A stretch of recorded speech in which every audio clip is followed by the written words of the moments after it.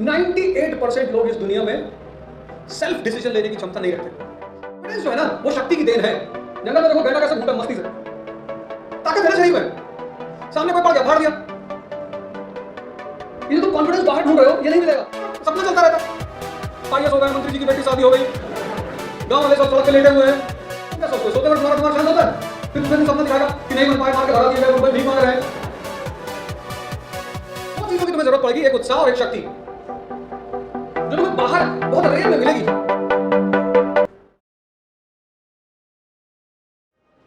चौथा, last point, जब हम संघर्ष शुरू करते हैं हम सब, तो हमें दो चीजों की बहुत जरूरत होती है, एक तो शक्ति की और एक उत्साह की।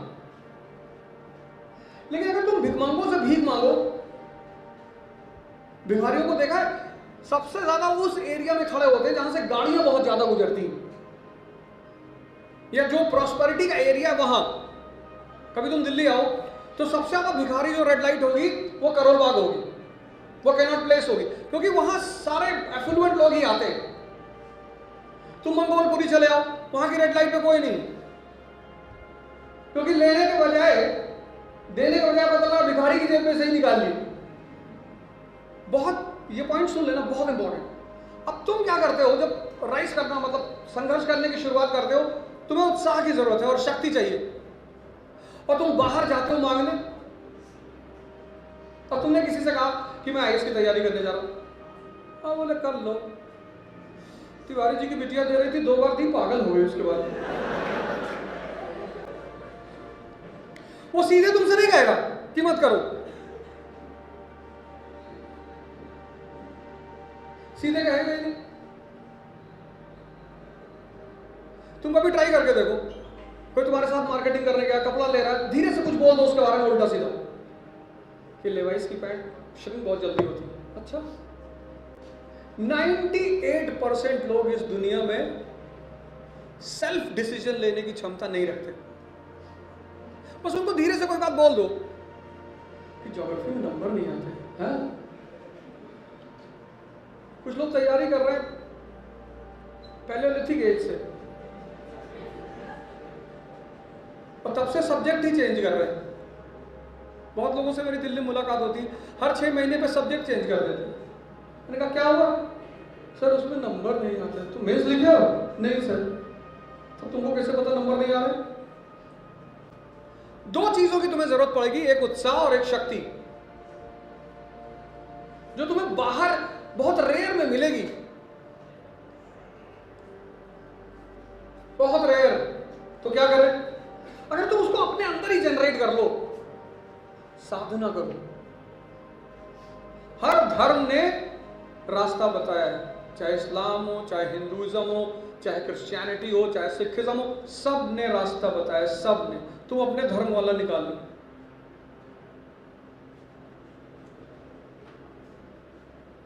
जितने लोग योग वगैरह में विश्वास रखते हैं, तुम सिर्फ अगर सूर्य नमस्कार करो 6 बार पर डे, 6 में तो तुम्हारी हालत खराब हो जाएगी। 1 से शुरू करो, 1 से। कॉन्फिडेंस जो है ना, वो शक्ति की देन है। जंगल में देखो गैंडा कैसे घूमता है मस्ती से, ताकत है ना शरीर में। सामने कोई पड़ गया, फाड़ दिया। ये जो तुम कॉन्फिडेंस बाहर ढूंढ रहे हो, ये नहीं मिलेगा, है ही नहीं।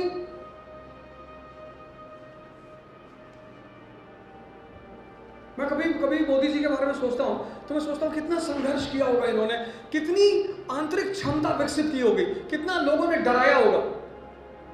कल इतिहास उनके बारे में क्या कहता है वो अलग बात है, लेकिन पर्सनली बहुत बड़ी अचीवमेंट है। इतने सामान्य परिवार से आके 2 टर्म प्रधानमंत्री, वो भी उस कंट्री में जहां फ्यूडल कंट्री।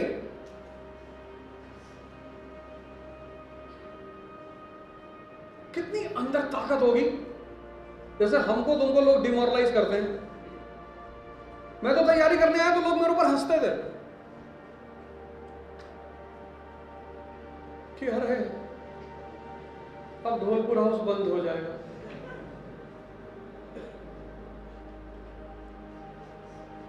जितनी मानसिक ताकत तुम्हारे पास होगी, मानसिक,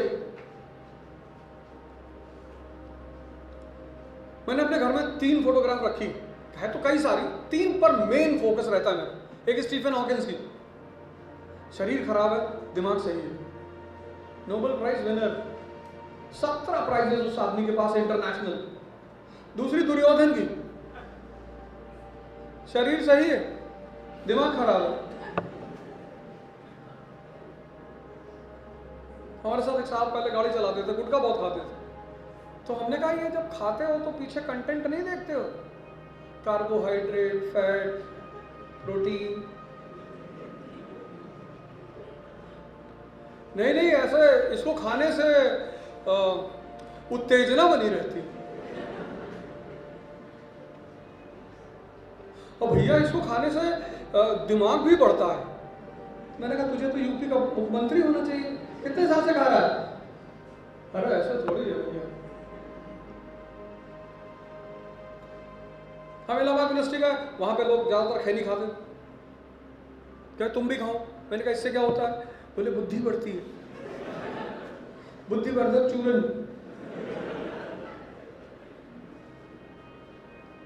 तुम योग करो और ध्यान करो, इस दुनिया में तुम जो भी करोगे, पढ़ोगे, प्रेम करोगे, युद्ध करोगे, पूजा करोगे, सब जगह तुम्हारा मन तुम्हारे साथ जाएगा, सब जगह। और अगर वही कमजोर है, आज तुम अपनी डायरी में लिखना, है ना,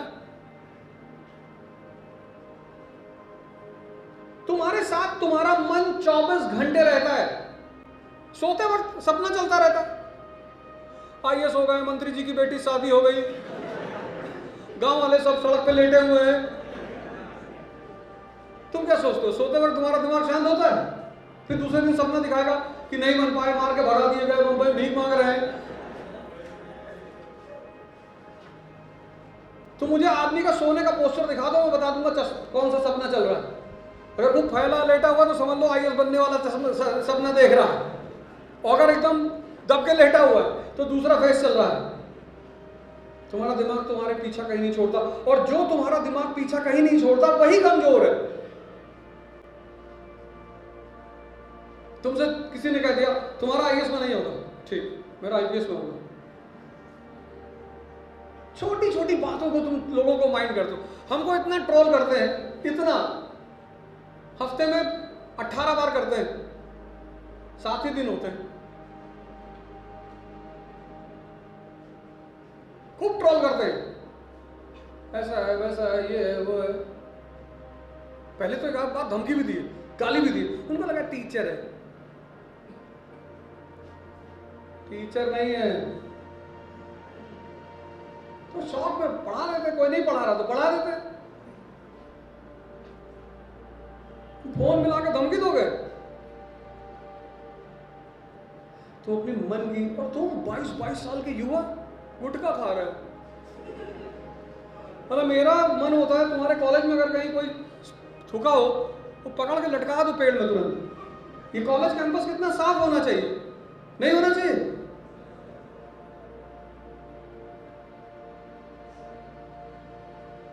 तुम 22 साल के युवा, 20 साल, सर डिप्रेशन हो गया क्या?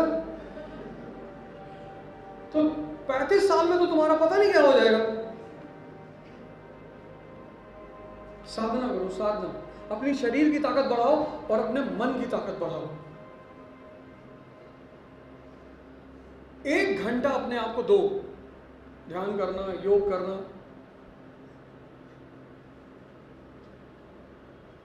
सबको करना पड़ता है, सबको। कोई लड़ाई है ना, ये जीवन लड़ाई है, लड़ाई में शक्ति चाहिए, बाहर वाला नहीं देगा। Rarity of rare.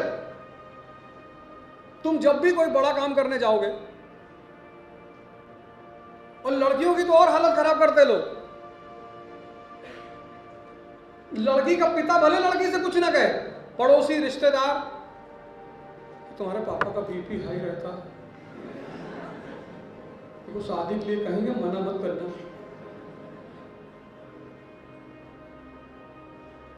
और लड़कियों को अगर चाहिए कि मेरा पिता मुझसे निश्चिंत रहे, तो पढ़ाई में वो इतना अव्वल दर्जा बना लें। कोई पिता नहीं चाहता कि मैं अपनी बेटी को भगा दूं अपने घर से, कोई, बशर्ते उसको बाहर जवाब देने को कुछ हो। पत्थर लोग फेंकते हैं, हीरा कौन फेंकता है? और तुम लोग अगर पढ़ने में हर जगह टॉप करती जा रहे हो, नंबर लेके आ रहे हो, डिबेट कर रहे हो, एग्जामिनेशन दे रही हो, और तुम्हारे पिता ही से कहते हैं बेटी एक शादी कर दो, ले आके अंदर 20-25 जूता मारेगा अंदर बैठा के। तुम्हें एक बात का ध्यान रखना है कि हमारे पिता की जो, क्योंकि मिडिल क्लास जो फैमिलीज होती है, मिडिल क्लास, उनके पास बेचारा इतना दबाव होता है, समाज इतना दबाव क्रिएट करता है, इतना। 4 बातें। पहला, अवेयरनेस। अगली बार जब हम यहां एक कंपटीशन करेंगे करंट अफेयर्स में, इस बार तो सेशन हो गया, अगली बार करंट अफेयर्स पे कंपटीशन करेंगे, सब लोग आना, पार्टिसिपेट करना, किसी को खाली हाथ नहीं जाने देंगे, सबको कुछ ना कुछ गिफ्ट देके भेजेंगे। और ये दोनों, ये लड़की जो है उस लड़के, तीनों आदमी का नाम लिख लो, इन तीनों आदमी को एनसीईआरटी दे दो फ्री में। और अपने मैनेजमेंट को, अपने क्लास को, अपने प्रिंसिपल को कम से कम अगर एक फूल नहीं दे सकते हो तो थैंक यू जरूर बोलो, क्योंकि बहुत सारे स्कूलों में सब लोग ट्राई करते हैं, नहीं देते परमिशन, वो नहीं देते, कोई ना कोई इशू बना देते हैं, मैनेजमेंट वाज नॉट एग्रीइंग, ये वो पानी गिर रहा है थोड़ा सा। पर तुम्हारे स्कूल मैनेजमेंट ने परमिशन दी, कितनी बड़ा काम किया इन लोगों ने। कभी कभी क्या होता है ना, हम अपने लोगों की तारीफ नहीं करते, हम दूसरों की करते हैं। हमारी वाइफ तैयार हो रही है, उससे हम झगड़ा करते हैं, 4 घंटे तैयार हो रही हो, और शादी में गए दूसरे की वाइफों की तारीफ कर रहे हैं कि भाभी जी लग रहा आसमान गिर जाएगा।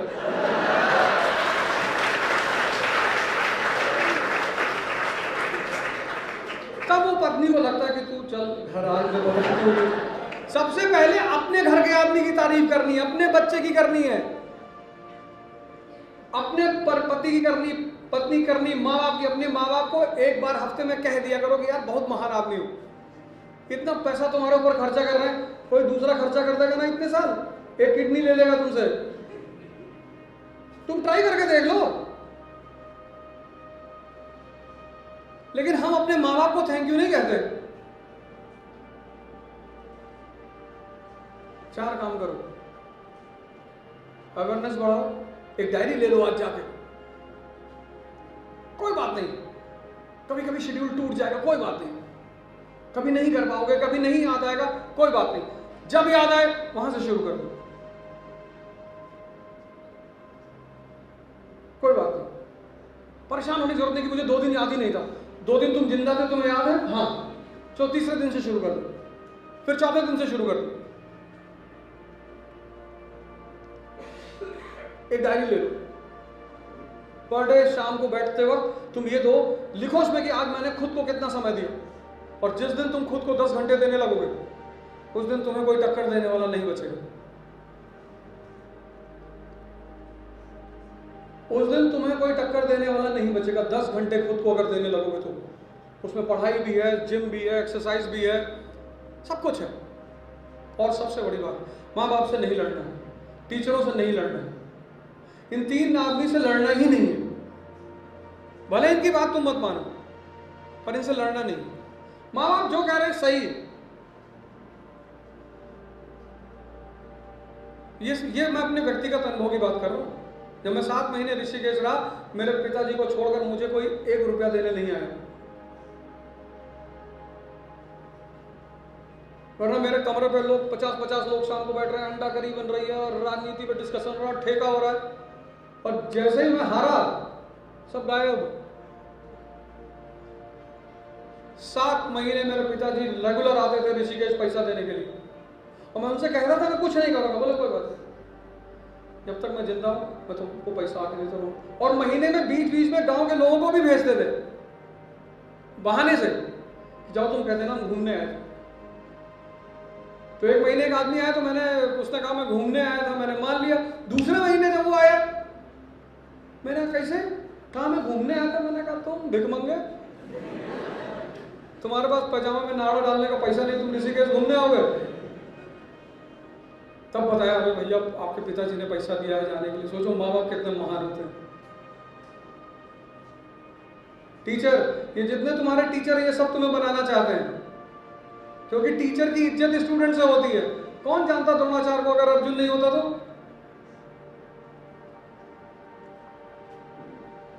ये तुम लोग की आदत पड़ गई ना, हाय सर गुड मॉर्निंग, पैर छुआ करो जाके अपने टीचरों को, जो जहां तुमको मिल जाए, बाजार में मिल जाए, कहीं मिल जाए।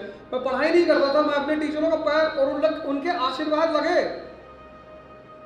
भले मुझसे नाराज रहते हो, लेकिन अब किसी का पैर छू लोगे तो उसके दिल से तो अच्छी बात निकलेगी ही ना।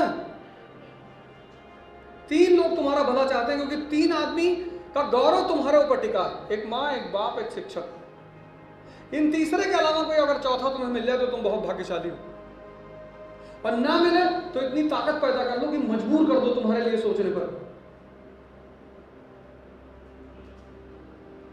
जब तक कमजोर हो तब तक साधना करो। क्यों सोसाइटी में कूद कूद के जा रहा है? शादी में बैठ भैया हमको कोई पानी नहीं पूछा, कलेक्टर हो? यूटिलिटी पैदा करो यार, फालतू का दिमाग क्यों अपना खराब कर रहे हो? ये मुझे नहीं रिस्पेक्ट कर रहा है, वो मुझे नहीं रिस्पेक्ट कर रहा है, ऐसा नहीं हो रहा है। जिसकी उपयोगिता उसका महत्व। कभी किडनी पे गाना सुने हो? लीवर, पैनक्रिया, कभी किसी को सुने हो कि तुम मेरी किडनी में रहती हो? दिल में पैनक्रिया फेल हो जाए, ठीक है एक्सरसाइज कर लो, इंसुलिन ले लो। किडनी फेल हो जाए, ट्रांसप्लांट करा लो, डायलिसिस। Liver transplant. मन कोमा में है तो भी 20-25 साल आदमी पड़ा रहेगा, लेकिन अगर हार्ट फेल हो गया तो खत्म। जिसकी जितनी उपयोगिता उसका उतना महत्व। इसलिए जीवन में सब कुछ छोड़कर अपनी यूटिलिटी पे ध्यान दो। सब, और बड़ा प्यारा समय तुम्हारा, इतना प्यारा, मतलब ये समय तुम ये जान लो कि जबरदस्त समय से गुजर रहे हो। सब कुछ करो,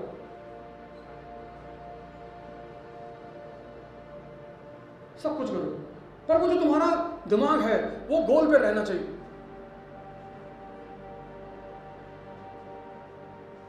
तो अवेयरनेस, फाउंडेशन, प्रिपरेशन, प्रैक्टिस, साधना और रिस्पेक्ट, इतना काम करो आराम से। शुरुआत आज से करो, टेंशन मत लो। Learning takes time.